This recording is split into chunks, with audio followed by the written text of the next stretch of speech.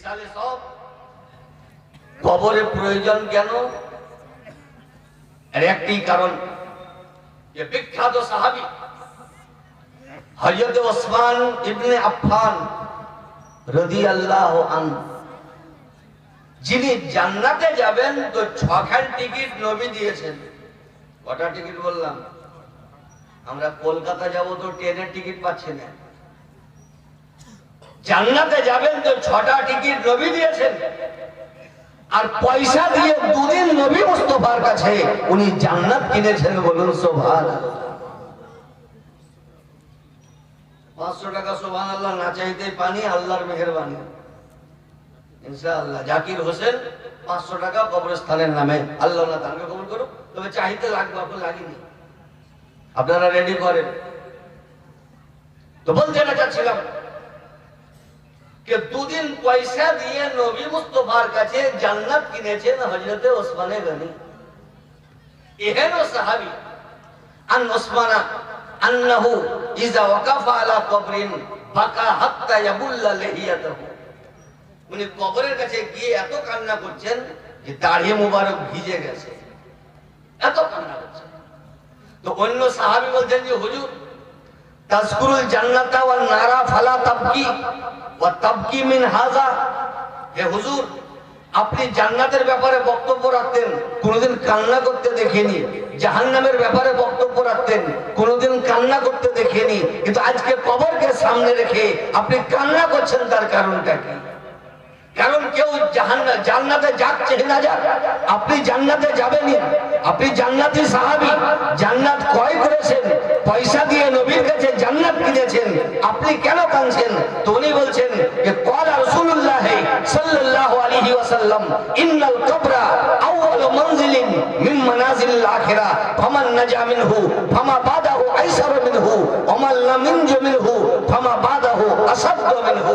উনি বলছেন যে শোনো, আমি এই কারণে কান্না করছি যে আমি ডাইরেক্ট নবী মুস্তাফার কাছে শুনেছি, নবী বলেন যে শোনো, কবর হলো প্রথম সিঁড়ি। যে কবরে পাস করে গেল প্রত্যেক পরীক্ষায় পাস করে গেল, আর যারা কবরে ফেল করে গেল ওরা প্রত্যেক পরীক্ষাতে ফেল করে। কবর প্রথম পরীক্ষা, এটাতে যে পাস করলো পুলসেরাতেও পাস করবে, হাউজে কাউসারেও পাস করবে, দাড়িপাল্লাতেও পাস করবে, সবে পাস। আর কবরে যদি ফেল করে তো সবে ফেল। নবী বলেন মা রাআইতু মানজারান কাত্তু ইল্লা ওয়াল কবরা আফজাউ মিনহু। নবী বলেন আমি উত্তর থেকে দক্ষিণ, পূর্ব থেকে পশ্চিম, মাকান থেকে লামাকান সারা জগৎ বৈঠন করলাম, কিন্তু কবরের মতন ভয়াবহ জায়গা আমি কোথাও দেখতে পেলাম না। এই জন্য হযরত ওসমান বলেন আমি দেখে কান্না করতেছি। কবরের মতো ভয়াবহ জায়গা দুনিয়াতে নবী বলেন আমি কোথাও দেখতে পেলাম না। সারা জগৎ মৈথন করলাম, আমি কোথাও দেখতে পেলাম না। কবর হচ্ছে সব থেকে ভয়াবহ জায়গা। কেমন ভয়াবহ জায়গা?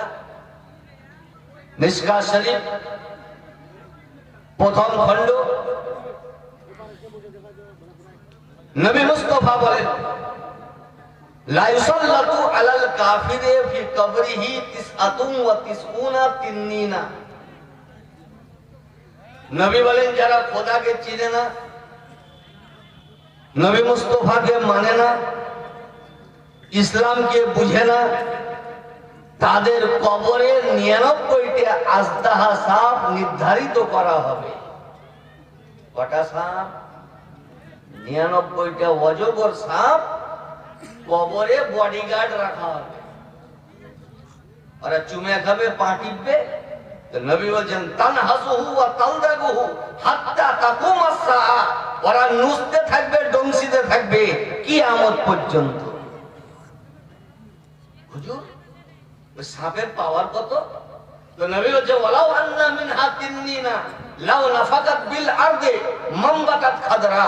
হে সাহাবী, ওই 99টা সাপের মধ্যে একটা সাপ যদি 1 ফোঁটা বিষ দুনিয়াতে অর্পণ করে দেয় তো সারা বিশ্বে কিয়ামত পর্যন্ত শস্য উৎপাদন হবে না।